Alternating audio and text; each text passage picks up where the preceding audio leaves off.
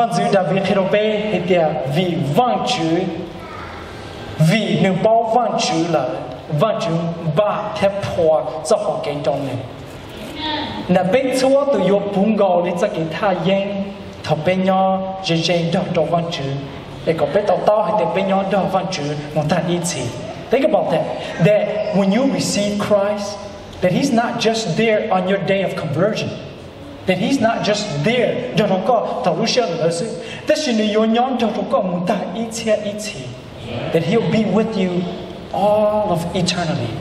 So today's question, today's question is, why is it that so many people lose their joy? Why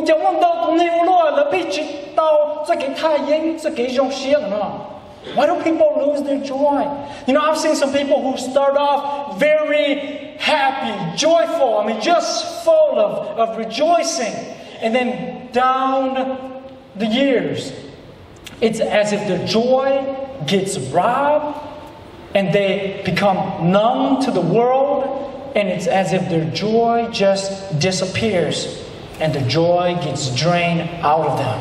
You know, I mean a lot of people who are not enjoying the joy in their life anymore, who don't have real joy anymore. And so, you know, why? Why is it that some people don't have this joy? So we're in the book of Philippians. And we've been studying that in this book. Last week we started that the Apostle Paul was in a Roman jail, and he was just waiting for his execution day. And at the same time, we were sharing some uncommon joy with him, and which then becomes very common because all of us, in one way or another, we go through uncertainties in our life. And in those uncertainties, how do we maintain the joy that is in us? Let's look at Philippians 3:1. Listen to this.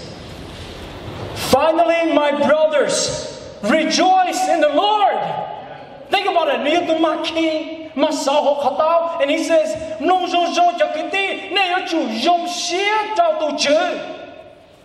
it is no trouble for me to write the same things to you again, and it is a safeguard for you. He's trying to tell us something, that there are some things that we got to be careful of, that there are some safeguard that will rob us of our joy if we're not careful about it. And I want us to look at those.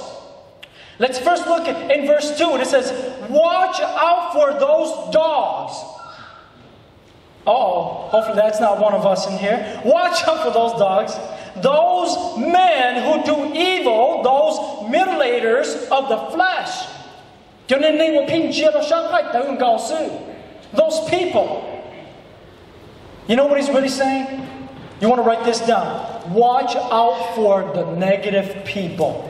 In verse 2, write that next to it. Watch out for the negative people. They are those who will do evil and those who will mutilate of your flesh. Watch out for those people, the negative people. In Proverbs it says this, that a righteous man is cautious of his friendship. Amen?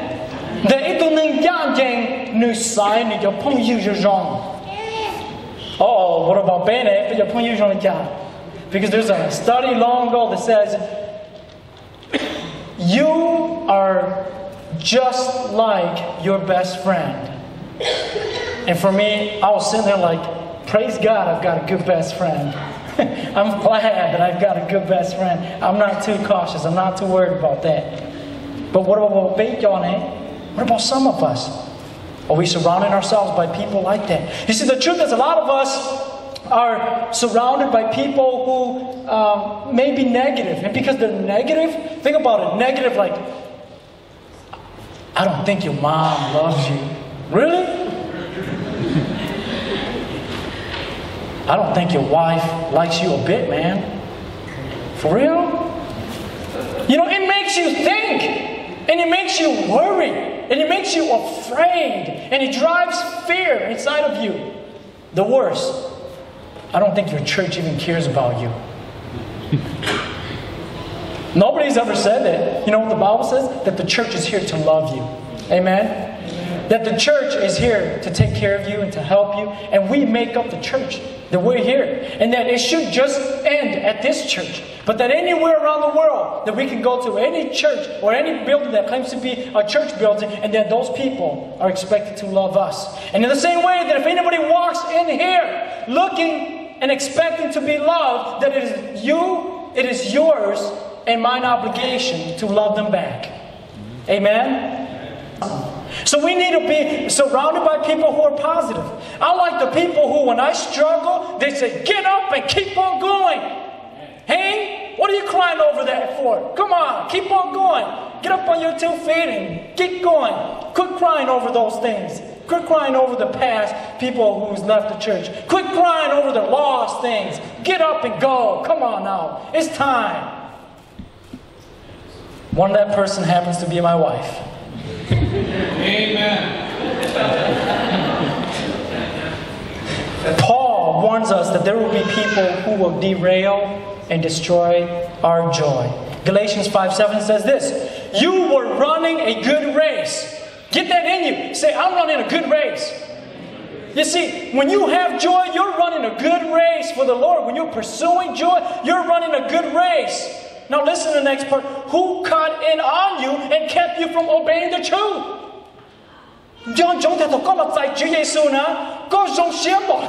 Right? I mean, you feel with joy. You're like, my goodness, Jesus, you came for me. And then all of a sudden, somebody stepped right in front of you and said, that was how you feel, but this is the way. You got to do so, and so. And that leads me to the next point.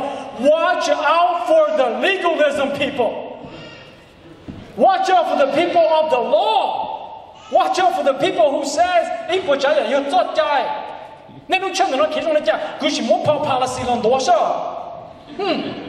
You see, I'm glad Hope in Christ isn't about that. Amen? That this church will stand for Jesus. Come as you are, leave as you want, serve as you please. Come on. We want to serve the Lord.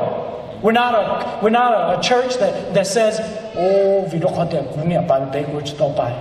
You're here because you want to be here. You're here because Jesus is leading you here. You're here because we are your family. Amen? God is good, amen? So watch out for the legalism. Here's what I mean. If you start getting involved in performance-based Christianity, you better watch out. In other words, if you get into that mode where you're just doing it to please people, you better be very careful. You are basing everything on your emotions. You're basing everything not by the core values of what the Bible talks about, but your own core values. And when your core values gets violated, guess what happens?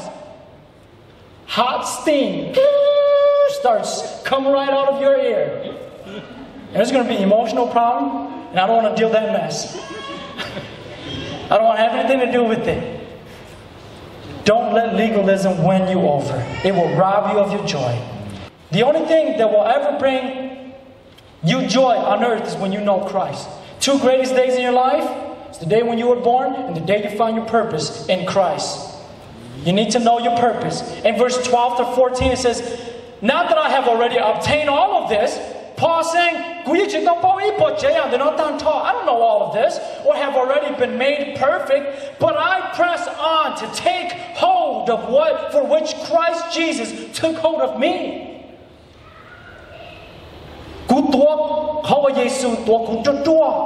Brothers, I do not consider myself yet to have taken hold of it, but one thing I do, forgetting what is behind and straining toward what is ahead. I press on toward the goal to win the prize for which God has called me heavenward in Christ Jesus. Amen?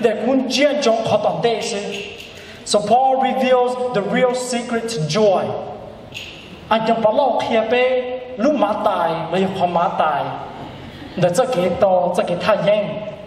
It is to have a purpose.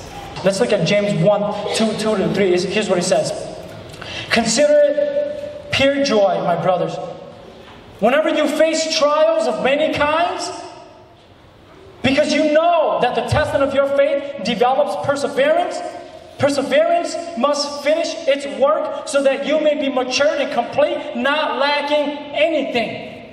Look what he just said. Consider it pure joy, my brothers, whenever you face trials of many kinds. Did he say that you would just face trials of one kind? You're going to go through a whole load of trials.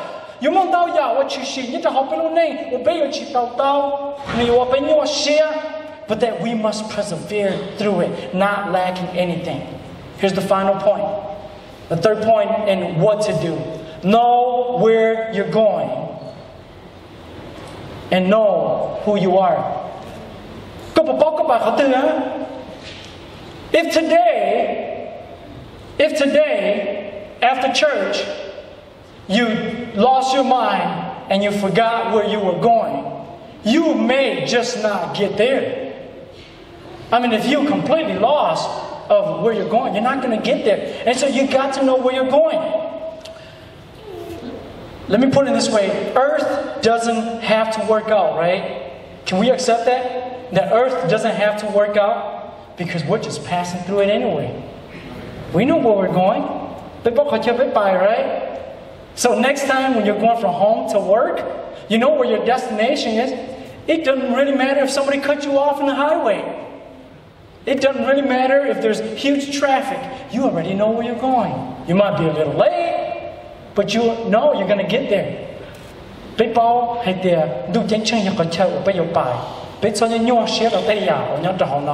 And so in verse 20 it says, but our citizenship is in heaven, and we eagerly await a Savior from there, the Lord Jesus Christ. You can't be defeated when your hope is in heaven. And that is why Paul didn't mind what he was going through. That even though he's in jail and that he's going to die, he's going to get persecuted, that he's chained up, he wasn't afraid. He maintained his joy. And that was his pursuit of joy. And today we've got to maintain that same joy in us. I love this. In 1 Peter 1, 3-4 it says, He has given us new birth into a living hope through the resurrection of Jesus Christ from the dead and into an inheritance that can never perish, spoil, or fade, kept in heaven for you and for me. Amen? Isn't that good to know? Let me finish off with this story. You guys, some of you may have heard this story before. There was a eagle chick that had fallen off of his nest. And there was a farmer who happens to walk by it, found this babe eagle.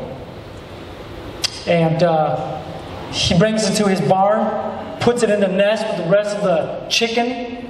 And eventually it grew with the chicken, it pecked with the chicken, it ate like the chicken, it stood on the floor like the chicken, it hopped like a chicken, it acted just like a chicken. And then one day one guy drove by and he says, well, what's all this about? Why is there an eagle, a full-grown eagle on the ground like this, acting like a chicken?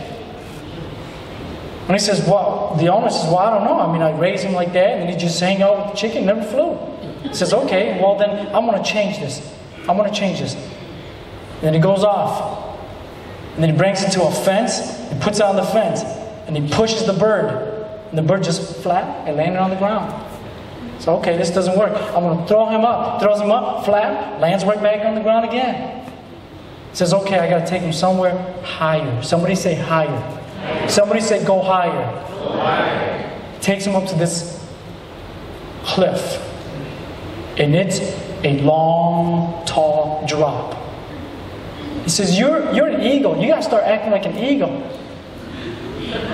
One. Oh, hold on. Maybe he can't do it. Hold on, do it again. 1, 2. Wait, I can't do this. Just let him go. He drops and he's spinning and he's turning. He doesn't know what to do. And all of a sudden he goes, what am I doing with these two wings? Let me try it. Bam! Bam! Bam! Woo! And he's soaring into the sky. Mount on wings like eagles. And the bird flew off. Now he knows who he is, where he's going, and what he belongs to. We need to know who we are. See, I love when the Bible says that we are heirs to the kingdom of God. We are not built on a hierarchy system. See, in an heir, it's spelled H-E-I-R, right? We're heirs. We are co-heirs with Christ. And in heir, you have he, who is Jesus, and then I. So he goes first and I follow him. But in a hierarchy, you have H-I. So it's like the I is between the H and the A. And so it's almost like you want a laugh ball, but you can't. You're stuck in the middle. And so then, you know what the word hierarchy means? It comes from the Greek word. Hierarchy means the word peck. And the word peck means it's the system that they took it out from the chicken system, where one guy would peck at another guy and he would submit to it, and then the rest of the chicken would peck against him, and if he would beat him, then he becomes like the ruler and kind of a pyramid scheme of who he is, and he's on the top. And he owns everything, and he knows it all. Thank God we weren't built on a hierarchy, but that we are co-heirs with Christ. Amen. Mount on wings like eagles and let's soar. Come on, let's pursue for joy. And when that eagle pursued for his joy, and when he started flying, he found what real joy is. And in the same way, when we allow Christ to truly live in us, we will find that true joy in us as well. Church, stand with me.